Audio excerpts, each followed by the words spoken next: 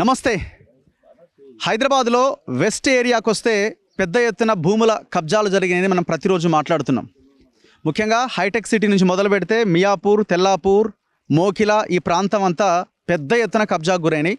చెరువులు పోయినాయి, గవర్నమెంట్ భూములు పోయినాయి. చివరికి ప్రజల చేతిలో, ముఖ్యంగా ఎస్సీ ఎస్టీ చేతిలో ఉన్న, బీసీల చేతిలో ఉన్న భూములు మొత్తం కొల్లగొట్టబడ్డాయి. నేను సరిగ్గా కొండకల్లన్న ఒక తాండాలో ఉన్నా. ఈ తాండాలో పెద్ద ఎత్తున గిరిజనులంతా కూర్చొని ధర్నా చేస్తున్నారు. రిలే నిరాహార దీక్షలకి ప్లాన్ చేసి ఒక టెంట్ వేసి వాళ్ళంతా కూర్చున్నారు. ఎంత దారుణమైన, అతి భయంకరమైన విషయం ఏంటంటే, ఈ అంశాన్ని నేను ఇద్దరు వ్యక్తుల ముందు పెట్టదలుచుకున్నా. ఒకటి తెలంగాణ ముఖ్యమంత్రి రేవంత్ రెడ్డి గారు, రెండో వ్యక్తి ఈ రాష్ట్ర రెవెన్యూ శాఖ మంత్రి పొంగులేటి శ్రీనివాసరెడ్డి గారు. ఇక్కడ కొంతమంది దొరలు ఉన్నారు. విక్రమ్ రెడ్డి అని ఆయన, వాళ్ళ నాయన ఇద్దరు ఆనాడు సీలింగ్లో దాదాపు 1100 ఎకరాలు చూపించారు వీళ్ళు, మాకు ఇంత ఎక్సెస్ భూమి ఉంది అని అఫీషియల్గా. అయితే ఈ గ్రామంలో కొండకల్ కావచ్చు, పక్కన ఉన్న వెలిమెల కావచ్చు, ఆ పక్కనే ఉన్న మోకిల, ఇదంతా ఒక ఏరియా నియర్ బై 1.5 కిలోమీటర్ 2 కిలోమీటర్ల పరిధిలో ఉంటాయి. ఇక్కడ కొన్ని రియల్ ఎస్టేట్ కంపెనీలు, ముఖ్యంగా మనకి బోర్డులో కనిపిస్తుంది చూడండి, Aparna, green mark real estate కంపెనీలు భూ ఆక్రమణలు, అరాచకాలు నశించాలి. Aparna Uday Kumar Reddy, SS Reddy, Kommureddy Vikram Kumar Reddy, green mark Kalyan Reddy, Aurobindo pharma Nityananda రెడ్డిల పైన ఎస్సీ ఎస్టీ అట్రాసిటీ చట్టం ప్రకారం వాళ్ళ మీద కేసులు పెట్టి అరెస్ట్ చేయాలి. కొండకల్ వెలిమెల శివార్లో ఉన్న 80 ఎకరాల బిలాదాఖలా భూములు సర్వే నెంబర్ 633, 34, 35, 36, 637, 638, 639, 40, 41, 42, 43, 44. సో మొత్తం ఇక్కడ కబ్జా చేసి పడేసారు. దాదాపుగా 80 ఎకరాల పైన ఉన్న ఈ బిలాదాఖలా భూమిని ఖతం పట్టించారు. అదే సమయంలో 1970s, 1975లో సీలింగ్ యాక్ట్ తీసుకొచ్చారు. మనందరికీ తెలుసు, ఇప్పుడున్న కాంగ్రెస్ ఆనాడు అధికారంలో ఉన్నది. ఎవరికైతే ఎక్సెస్ భూమి ఉన్నదో వాళ్ళంతా ఈ సమాజానికి, ప్రభుత్వానికి భూమి సరెండర్ చేయాలి. ప్రభుత్వం తీసుకున్నది వాళ్ళ దగ్గర నుంచి, ఇంత భూమి మాత్రమే ఉండాలి అని. ఈ దుర్మార్గుడు, ముఖ్యంగా ఇక్కడ విక్రమ్ రెడ్డి అనే ఒక అరాచక శక్తి ఉన్నది ఈ తాండాలు, ఈ ఏరియాలో. ఆనాడు చూయించిన 1100 ఎకరాలు ఏదో దొడ్డిదారిన మళ్ళీ వాళ్ళకి ఇచ్చినట్టుగానే ఇచ్చి, మళ్ళీ అంత వెనక్కి తీసుకొని ఇప్పటికీ ఆయన మొత్తం సీలింగ్లో ఉన్న భూమి అంతా కబ్జా చేసి పడేసిండు. అంటే ఆనాడు గిరిజనులకి చెందిన భూమిని బెదిరించి ఏదో రకంగా మళ్ళీ వెనక్కి తీసుకున్నారు. ఇప్పుడు ఆయన చెప్పిన సీలింగ్కి, ఆయన ప్రకటించిన దానికి ఇప్పటిదానికి ఉన్న తేడా ఎంత తెలుసా? జస్ట్ ఒక 3 ఎకరాలు, అది కూడా కబ్జా చేయాలని చూస్తుండట. ఈ దొంగలు చివరికి ఎట్లా తయారయ్యారంటే, ఇక్కడ గుడి కట్టిస్తున్నాడు. ఇక గుడి కట్టించి ఆ జాతరలో, ఆ తాగుడులో జనాలు మునిగిపోయి ఇక దేవుణ్ణి మొక్కి ఇక మీకు ఇదే అని చెప్పే ప్రయత్నం అనమాట. ఇది అపర్ణ వాడు కట్టిస్తున్నాడు. దాదాపుగా 1000-1100 ఎకరాల్లో ఇక్కడ మామూలు విధ్వంసం జరుగుతలేదు. నేను ఎందుకు రెవెన్యూ శాఖ మంత్రి గురించి చెప్పినా అంటే, ఇగో ఆయనకు సంబంధించిన పట్టా కాగితం ఇది. ఆయన కొడుకు పేరు మీద, ఆయన తమ్ముడి, ఆయన కొడుకేనా, ఆయన బిడ్డ పేరు మీద, శ్రీనివాసరెడ్డి బిడ్డే, తమ్ముడు ప్రసాద్ రెడ్డి కొడుకు పేరు మీద భూమి ఉన్నది. సర్వే నెంబర్ 386/2లో పొంగులేటి స్వాప్నికారెడ్డికి భూమి ఉన్నది. అండ్ నెక్స్ట్ పొంగులేటి లోహిత్ రెడ్డి, ఈయన ప్రసాద్ రెడ్డి, పొంగులేటి శ్రీనివాసరెడ్డి తమ్ముని కొడుకు లోహిత్ రెడ్డి, ఆయన పేరు మీద భూమి ఉన్నది. దగ్గర ఈయనకు ఒక 12 ఎకరాల దాకా భూమి ఉన్నదని అంటున్నారు. కేటీఆర్ బినామీల పేరుతో ఇంకొక 10-11 ఎకరాలు ఉన్నది. వీళ్ళందరూ కలిసి ఈ గిరిజనుల నోట్లో మట్టి కొడుతున్నారు. చివరికి ఏటి దాకా వచ్చిందంటే, మనం మొన్న వెలిమెలలో ఇష్యూ చూసినాం కదా, ఇది మరో లగచర్లు అవుతుంది రేవంత్ రెడ్డి, జర జాగ్రత్త అంటే చాలామంది అడ్వకేట్స్ అంతా ఒక నోట్ ఫైల్ పంపించారు ఆయన దగ్గరికి. ఆయన టేబుల్ మీద ఉన్నది, రేవంత్ రెడ్డి టేబుల్ మీద. నేను అర్ధరాత్రి వచ్చి అక్కడ పనులు స్టార్ట్ చేశారు. ఏందయ్యా భూమి అంటే, మొత్తం ఆ మిగులు భూమి, బిలాదాఖలా భూమి అండ్ అక్కడ కబ్జా చేయబడ్డ భూమి.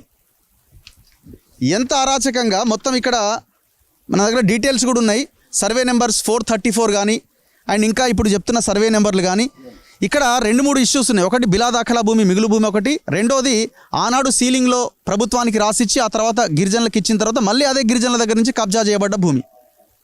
ఇట్లా వివిధ రకాల భూములు ఉన్నాయి. ఇది మొత్తం వాళ్ళ చేతిలోనే ఉంది. ఎవడెవడి చేతుల్లో ఉందంటే, ఇగో ఈ దొంగల చేతుల్లో ఉంది. దాదాపు ఇక్కడ 1 ఎకరా భూమి 20 నుంచి 50 కోట్ల పైన ఉన్నది. 50 ఉంటుందా ఎంత అన్న? 50 కోట్లు మినిమం ఉంటుంది. ఇంకొంత రోడ్డు ద సైడ్ ఉంటే అంతకంటే ఎక్కువే ఉంటుంది. ఇందులో డైరెక్ట్ ఇన్వాల్వ్ అయ్యిండు పొంగులేటి శ్రీనివాసరెడ్డి. ఇంకా మళ్ళీ స్టేట్మెంటే ఇస్తున్నాను నేను, డైరెక్ట్ ఇన్వాల్వ్మెంట్ ఉంది. లేకపోతే వందలాది మంది పోలీసులు ఎట్లా వచ్చి బుల్డోజ్ చేస్తారు? ఇప్పుడు ఈ దీక్ష జరుగుతుంది, పోలీస్ వెహికల్ ఉంది, పోలీసులు ఉన్నారు. ఇక్కడ విలేజ్లో వాళ్ళ భూముల్లో వాళ్ళ ఇండ్ల ముందు చేసుకుంటున్న రిలే దీక్ష దగ్గర కూడా పోలీసులే. వాళ్ళేం వీళ్ళకి రక్షణ కాదు, వీళ్ళు ఎక్కడ పోయి మళ్ళీ ఆ భూములలోకి పోతారేమో అని. ఎంత దుర్మార్గుడు అంటే వీడు విక్రమరెడ్డి అంటోడు, వాళ్ళ నానమ్మన తలకొరివి, వాళ్ళ నానమ్మనో ఏమో అత్తనా నానమ్మకి ఎవరు లేకపోతే అందులో పనిచేసే వాళ్ళు తలకొరివి పెట్టిరట. తాతో ఎవరో తలకొరివి పెట్టిరట. తలకొరివి పెడితే తీసుకో బిడ్డ అని ఒక 2 ఎకరాలు ఏమో రాసిచ్చిందట. ఆ కాపీ ఉన్నది. 2 ఎకరాలు ఏమో రాసిస్తే దుర్మార్గుడు ఆ భూమి కూడా తీసుకున్నాడు. ఇంకొక రైతు ఉన్నాడు. ఆ రైతు పరిస్థితి ఏంటంటే ఆయన పేరు మీద పట్టా ఉన్నది, పహానీలు ఉన్నాయి, ధరణిలో ఆయన పేరే చూపిస్తుంది. వాడు ఈ అరబిందో ఉదయ్ కుమార్ రెడ్డి గోడ కట్టేసిండు. గోడ కట్టిన వీళ్ళకి రావద్దు, నాకు అమ్మాయి లేకపోతే ఎంతో కొంత ఇస్తే 1,00,000 2 లక్షలు ఇస్తే తీసుకొని అవతలికి పో. వీళ్ళందరి వెనకాల పొంగులేటి శ్రీనివాసరెడ్డి ఉన్నాడు. నేను ముఖ్యమంత్రి కూడా ఉన్నాడు అంటున్నా. ఎందుకంటే ముఖ్యమంత్రి టేబుల్ మీదకి వచ్చిన తర్వాత మరి ఎందుకు రెస్పాండ్ అయితే లేడు?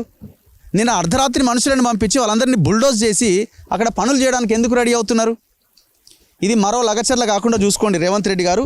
ఇగో చివరికి కేసెస్ చూడండి, దాదాపు 17 ఎఫ్ఐఆర్లు అయిన రైతుల మీద. మొత్తం లిస్ట్ ఉంది నా దగ్గర.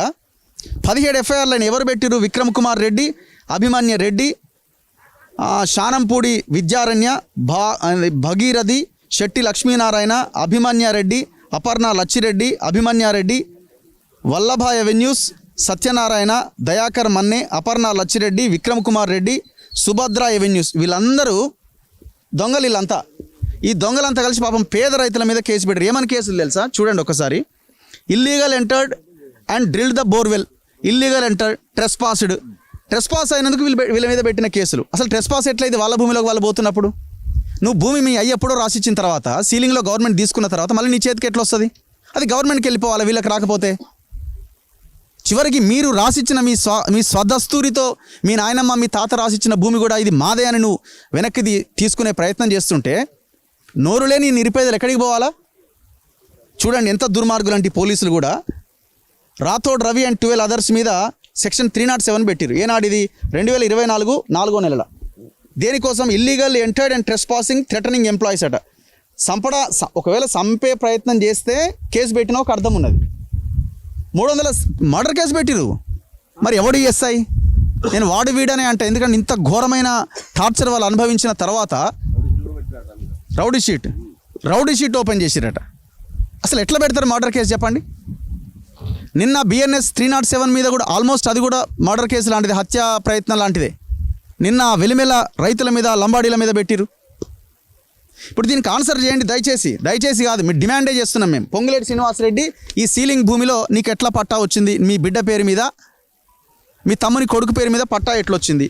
కేటీఆర్కి ఎట్లా ఇక్కడ భూమి ఉంటుంది చెప్పండి దయచేసి. సో టోటల్గా ఇప్పుడు గతంలో కూడా ఇక్కడ ఈ బిలాదాఖల భూమికి ఇంకా కొంత ఎక్స్టెంట్ ఒక 117 ఎకరాల దాంట్లో రైతులు పోరాడి కొంత విజయం సాధించగలిగారు. ఇంకా దాంట్లో కూడా పూర్తి స్థాయిలో రాలే. మరి ఇక్కడ మిగిలిపోయిన 80 ఎకరాల భూమి ఎవడిది? ఎంత దుర్మార్గులు! ఇంకా ఈమె ఎవరు? అడిషనల్ కలెక్టర్ పేరు మాధురి. ఇప్పుడున్న కలెక్టర్ పేరు, ఆమె పేరు క్రాంతి వల్లూరి. ఆమె ఆధ్వర్యంలో అడిషనల్ కలెక్టర్ ఏమని నోటీస్ ఇస్తుందంటే, వాళ్ళట నిరక్షరాస్యులట. విక్రమరెడ్డి అంటూ నిరక్షరాస్యుడు. వాళ్ళ అయ్యా ఆనాడే LLB చేసిండట 1970s. వాడు నిరక్షరాస్యుడు. వీడు అరబిందో నిత్యానందరెడ్డి, వానికి అసలు చదివే రాదు. వీళ్ళందరూ అప్లై చేసుకోలేదు కాబట్టి వాళ్ళకి ఆ భూమి ఇచ్చిన వాళ్ళు పట్టా కబ్జాలో ఉన్నారు కాబట్టి. కబ్జాలో ఉన్నది గిరిజనులు, అక్కడ ఉన్న వెలిమెల తాండా గిరిజనులు. ఏం చేయాలి ఇప్పుడు? దీన్ని మనం మాత్రమే మాట్లాడుతున్నాం దీని మీద. మేము అందుకే అంటున్నాం అపోజిషన్ పార్టీలు ఎక్కడున్నాయని అంటున్నాం. ఇక్కడ CPM సీనియర్ నాయకులు ఉన్నారు, Bharatiya Janata party state president అంటే మన జిల్లా ప్రెసిడెంట్ కూడా ఉన్నట్టు నరసింహారెడ్డి గారు. మరి వీళ్ళు కూడా ఎంతవరకు దీన్ని ముందుకు తీసుకెళ్తారన్నది భవిష్యత్తులో చూడాలి. ఆల్ పార్టీస్ ఇన్వాల్వ్ అయినాయి ఇందులో, డౌటే లేదు. ఇందులో అన్ని పార్టీలు ఇందులో ఇన్వాల్వ్ అయిపోయినాయి. 1000 ఎకరాల భూమి అంటే ఎన్ని వేల కోట్లు ఒకసారి ఆలోచించండి. దాన్ని బిజినెస్ కింద మారిస్తే ఎన్ని లక్షల కోట్లు ఆలోచించండి.